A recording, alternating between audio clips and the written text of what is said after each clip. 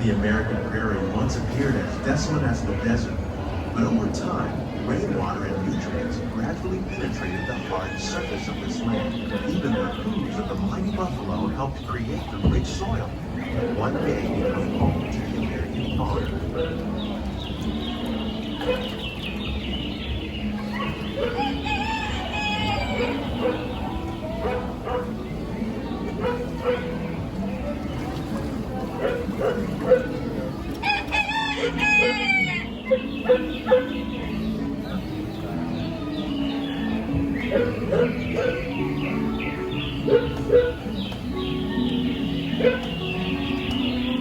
In our search for more efficient ways to grow food, we often fail to realize our benefits.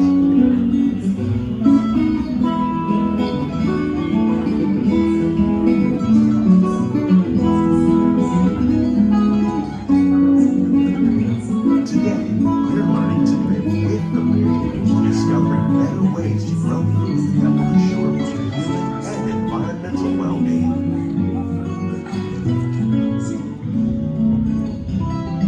Here at Epcot, we're learning to reduce the need for chemical pesticides by breeding and using natural predators, like ladybugs and wasps, to control pests. In the farmlands across America, we're learning that by plowing under vegetation containing natural fertilizers, we can enrich the soil without the use of chemicals. In arid regions, we're learning to produce food on desert seacoasts by developing and planting crops that thrive on salt water. In Japan, we're learning that by mixing leaves and other How will we meet tomorrow's growing needs for food production, yet still respect the needs of the land? Some of the answers are being discovered just ahead. To help us maintain these carefully controlled ecosystems, and for your safety, please remain seated in your boat at all times.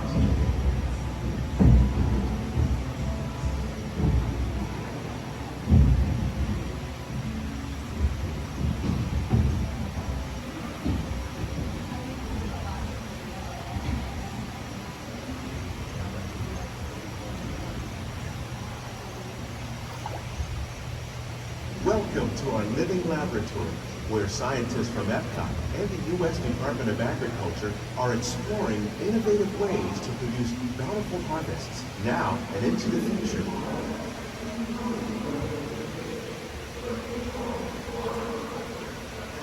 The tropics are home to the greatest diversity of plants on the planet. Many of these, like papaya, bananas, cacao, coffee, and rice, are well known around the world. These are just well adapted to growing in less than ideal conditions.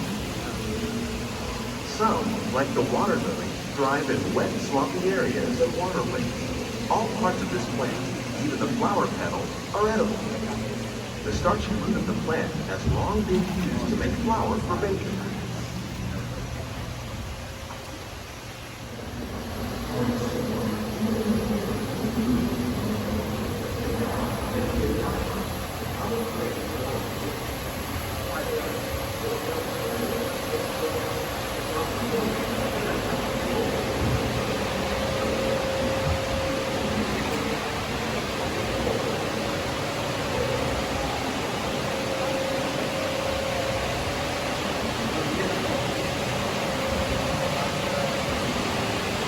When we mention farming, we probably don't think of fish, but fish farming or aquaculture accounts for nearly half of all the seafood consumed globally.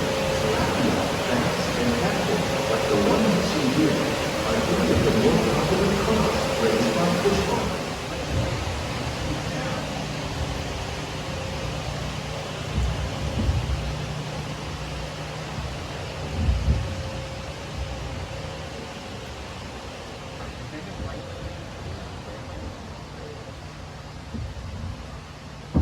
While there are more than 50,000 edible plant species in the world, most of us are only familiar with the handful that make up our everyday diet. The common grains growing here, wheat, maize, sorghum, and millet, plus rice, account for nearly 2/3 of our global food consumption.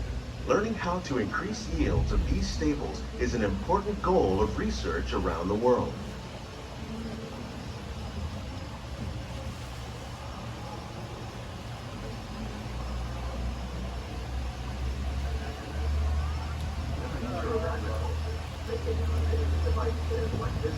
Like these increase yields while more efficiently using resources like water, fertilizer, and pesticides.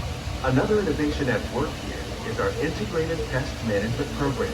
By populating our greenhouses with beneficial insects that prey on harmful pests, like aphids and flies, we are significantly reducing our reliance on conventional pesticides. We're growing these crops using our nutrient film system. This technique precisely controls and recycles water and nutrients. With it, we can produce over 27,000 heads of lettuce a year in this one small area.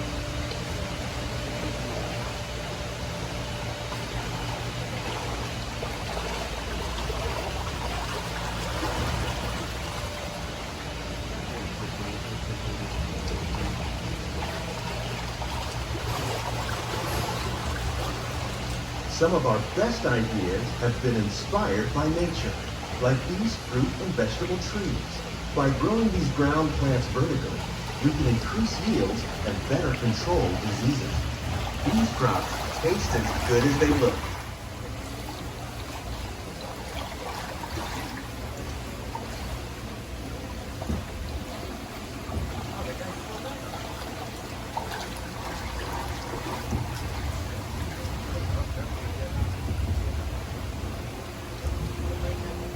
The future of agriculture may include innovative ideas like this vertical growing system. Plants grown in this way use a fraction of the space combines hydroponics with aquaculture. The fish provide a natural source of fertilizer for the plants, and the plants help keep the water clean for the fish. It's another great way to produce more while using less. In our lab, Epcot scientists are working with the U.S. Department of Agriculture on a number of innovative projects. The goal of these efforts is to produce higher yielding and better quality plants.